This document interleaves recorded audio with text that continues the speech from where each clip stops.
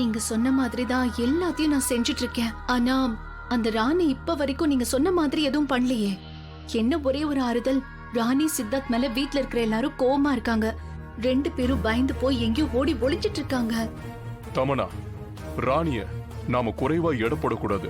போன தடவை ராணியால செங்காட்டுக்குள்ள போகவே முடியாதுன்னு சொன்னோம். ஆனா அவ நம்ம கண்ணுல மண்ணை தூவிட்டு நினைச்ச காரியத்தை செஞ்சு முடிச்சிட்டா. ஆனா இந்த தடவை நான் அப்படி நடக்க விடவே மாட்டேன்.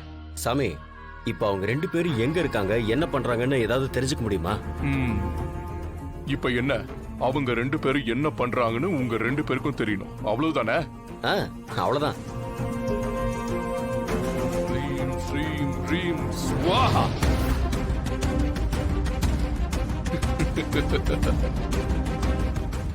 யோ, ஒவ்வொரு தபாவும் அந்த கடவுள் நமக்கு டிசைனா பிரச்சனைய கொடுக்கும். ஆனா அதுக்கான வழியையும் அவனும் ஏதோ ஒரு ரூபத்துல காமிச்சு கொடுக்கறான்யா.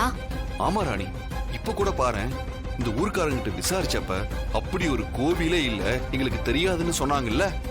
ஆனா யாருன்னு தெரியாத அந்த பெரியவர் கரெக்டான நேரத்துல நமக்கு சாமி மாதிரி வந்து அந்த கோவிலை பத்தியும் எதனால அந்த கோவில் மண்ணுக்குள்ள புதைஞ்சிருக்குங்கிற வரைக்கும் சொல்லிட்டாரு.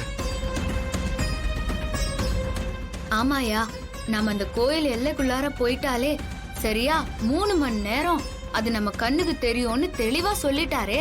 நாம உடனே அங்க கிளம்புறதுக்கான வேலையை பாக்கணும்யா. ராணி, இந்த மாதிரி நேரத்துல நீ எவ்வளவுதான் ரிஸ்க் எடுப்ப? நான் வேணா தனியா அந்த கோவிலை தேடி போறேனே. யோ தாடிகாரா, உன்னை என்ன பைத்தியம் கீத்தியம் புச்சுக்குதா? இம்மா ரிஸ்க் இருக்குதுன்னு தெரிஞ்சும் நான் எப்படியா உன்னை மட்டும் தனியா அனுப்புவேன்? இந்த பாரியா, நாம ஒன்னா சேர்ந்து சந்தோஷமா வாழ்றதுன்னா வாழ்வோம்.